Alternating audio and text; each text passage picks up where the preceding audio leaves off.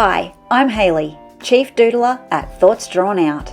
I'm all about getting creativity working so I can help you to make your mark.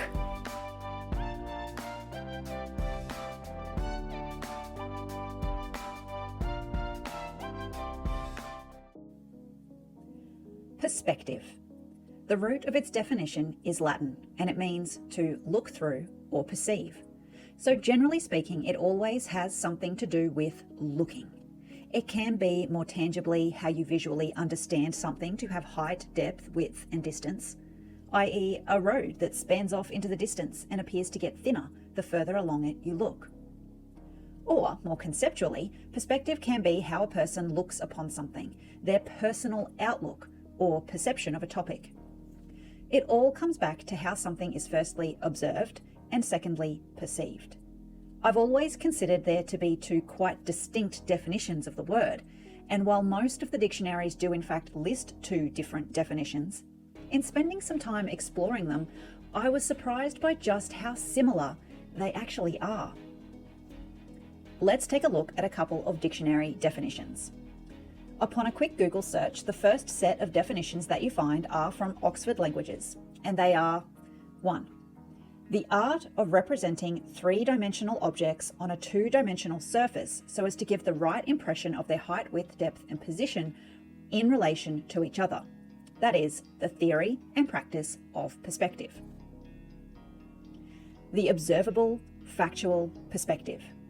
At first glance, it seems black and white. Height, depth, width, distance are all things measurable with specific numbers. That thing is 10 meters high, 5 meters wide, and 100 meters away. Good old straight down the line mathematics with a single correct answer.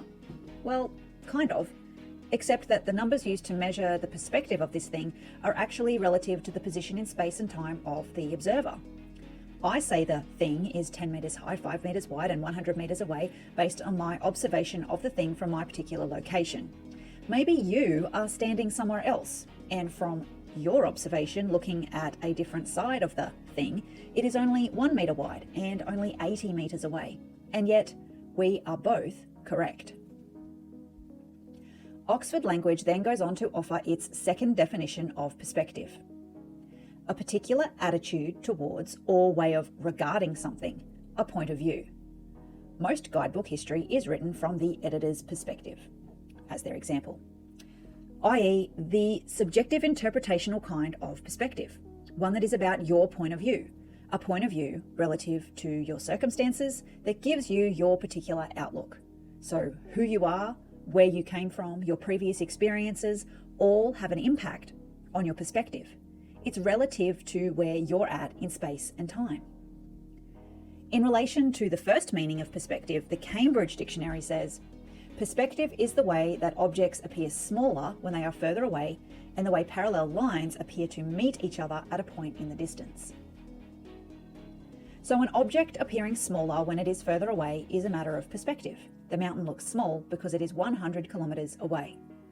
And for the second meaning, Cambridge says a particular way of considering something, to think about a situation or problem in a wise and reasonable way, to compare something to other things so that it can be accurately and fairly judged. The mountain of fear now seems smaller than it did before because time has passed, and I am no longer as close to it as I was when I first experienced it, and I'm now standing at the base of a new mountain of fear that makes the previous mountain look comparatively smaller. This bears some uncanny resemblance to the first definition, don't you think?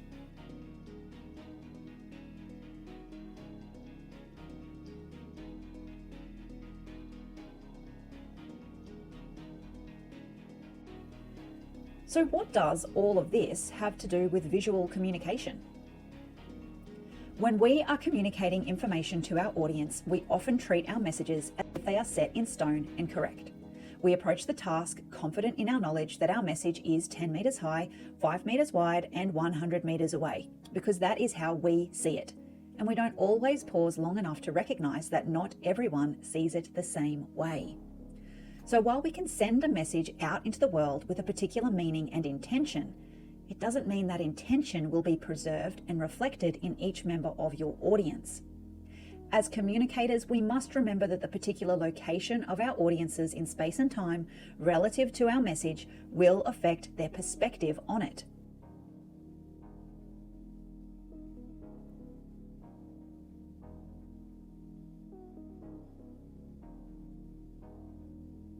Their particular location in space and time can include things like their cultural background, the language they speak, their demographics, their past experiences, existing knowledge base, how close they are to the topic.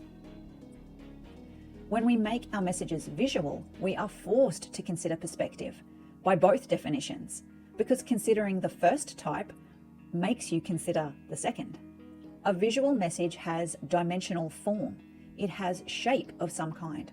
And shape can then also have size and color and be in proximity to other shapes. So to capture a message visually prompts us to ask a bunch of questions.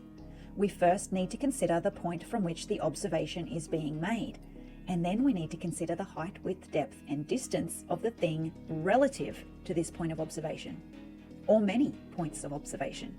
It takes what appear to be facts at a glance, and it forces us to answer a bunch of questions to wrangle the thing onto our page into a visual. Is it 10 meters high? Is it 100 meters away? Where should I be standing when I take the measurement? Who is the observer anyway? Does it look the same if I go and stand over there? This is the power of making messages visual. They take tangible form, far more than words alone can. It's no longer a concept, it's now an actual thing. What an amazing and powerful tool you have at your disposal. And if you use it well, you can create great impact. So here are 5 ways visual communicators can use perspective effectively. 1. Zoom out and take a broader view. It's easy to assume that your audience holds the same perspectives that you do, and that the place that they stand to get their point of view looks similar to your own. Taking a moment to consider other possible perspectives will give you a richer understanding of your own message and increase your chance of it reaching people. Pull your message apart, spread it all out, and step back. Further, further, further. Yes, that's it. Great. Now have another look at your message. Does it mean the same thing to you from back here that it did up close? Could it be taken the wrong way? Or could it leave people feeling excluded? Sometimes this is easier to see when you stand back a little. Giving a wider lens on the topic allows for more places to stand to observe it. 2. It's a reminder to preserve the language and the intent of the messenger. Particularly when you are visual note-taking, information that someone else is delivering, paraphrasing and summarizing are a key part of the process, but you are never going to be able to describe every single word someone says in real time. Paraphrasing can be fraught with peril because you are always going to be filtering the content through your own perception and perspective, which could be very different to what the speaker intended. The best approach I have found is to pull out key verbatim quotes as much as possible, instead of just summarizing key messages. Preserving their word choices keeps their message intact. I particularly look for quotes that describe their emotions in their own words.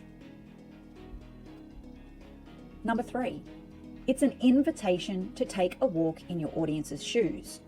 Don't assume or take for granted.